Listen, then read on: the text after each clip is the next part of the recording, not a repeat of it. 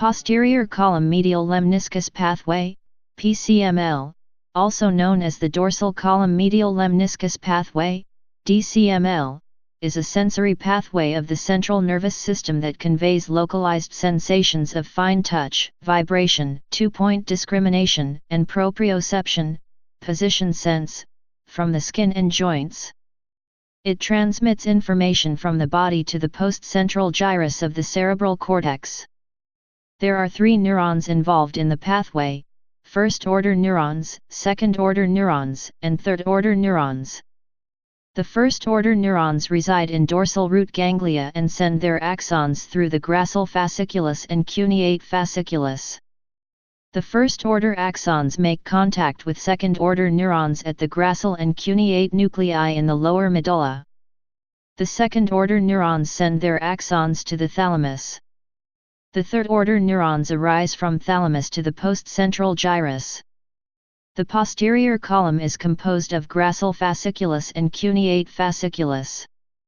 The gracile fasciculus carries input from the lower half of the body and the cuneate fasciculus carries input from the upper half of the body. The gracile fasciculus arise from the fibers more medial than the cuneate fasciculus. When the axons of second-order neurons of the PCML decussate in the medulla, they are called internal arcuate fibers.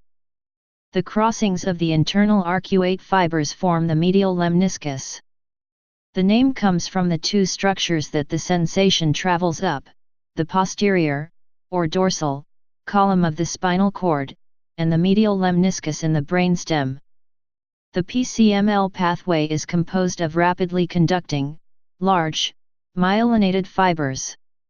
Structure. Discriminative sensation is well developed in the fingers of humans, and allows us to feel fine textures and determine what an unknown object in our hands is without looking at it. Stereognosis. First neuron. This fine sensation is detected by mechanoreceptors called tactile corpuscles that lie in the dermis of the skin close to the epidermis. When these structures are stimulated by slight pressure, an action potential is started. Alternatively, proprioceptive muscle spindles and other skin surface touch receptors such as Merkel cells, bulbous corpuscles, lamellar corpuscles, and hair follicle receptors, peritracheal endings, may involve the first neuron in this pathway. The sensory neurons in this pathway are pseudo-unipolar, meaning that they have a single process emanating from the soma, also known as the cell body, perikaryon, or cyton, with 2 distinct branches, one peripheral branch that functions somewhat like a dendrite of a typical neuron by receiving input, although it should not be confused with a true dendrite, and one central branch that functions like a typical axon by carrying information to other neurons. Again, both branches are actually part of one axon. The action potential that was initiated in the tactile corpuscles will travel up the peripheral branch of the pseudo-unipolar neuron's axon and reach the neuron's soma in the dorsal root ganglion. Then it will continue along the central branch of that same neuron's axon through the posterior root, into the posterior horn, and up the posterior column of the spinal cord. PCML pathway axons from the lower body enter the posterior column inferior to T6 and travel in a medial section of the column called the fasciculus gracilis, also known as the tract of Gall, gracile fasciculus, or gracile tract. Axons from the upper body enter at or superior to T6 and travel up a more lateral section called the fasciculus cuneatus, also known as the tract of Burdake, cuneate fasciculus, or cuneate tract. In effect, the shorter upper body axons enter after and travel outside the longer lower body axons.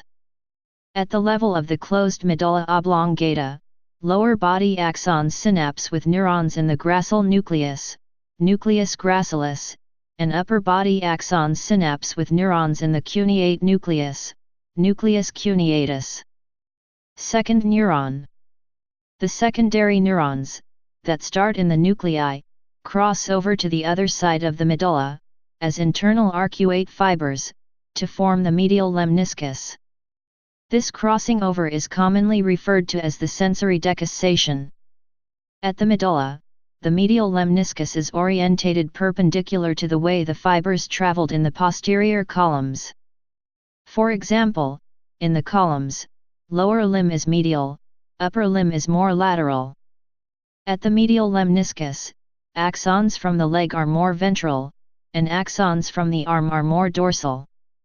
Fibers from the trigeminal nerve, supplying the head, come in dorsal to the arm fibers, and travel up the lemniscus too. The medial lemniscus rotates 90 degrees at the pons. The secondary axons from neurons giving sensation to the head, stay at around the same place, while the leg axons move outwards. The axons travel up the rest of the brainstem, and synapse at the thalamus, at the ventral posterolateral nucleus for sensation from the neck, trunk, and extremities, and at the ventral posteromedial nucleus for sensation from the head. Third neuron. Neurons starting in the thalamus travel up the posterior limb of the internal capsule, and again head and leg swap relative positions. The axons synapse in the primary somatosensory cortex, with lower body sensation most medial, e.g., the paracentral lobule, and upper body more lateral. Consider, corona radiata 312 Brodmann. Clinical significance. Examination. The pathway is tested with the Romberg's test. Lesions to the posterior column medial lemniscus pathway below the decussation of its fibers produce loss of sensation on the same side of the body as the lesion. Above the decussation produces loss of sensation on the opposite side of the body than the lesion. Please subscribe and thanks for watching.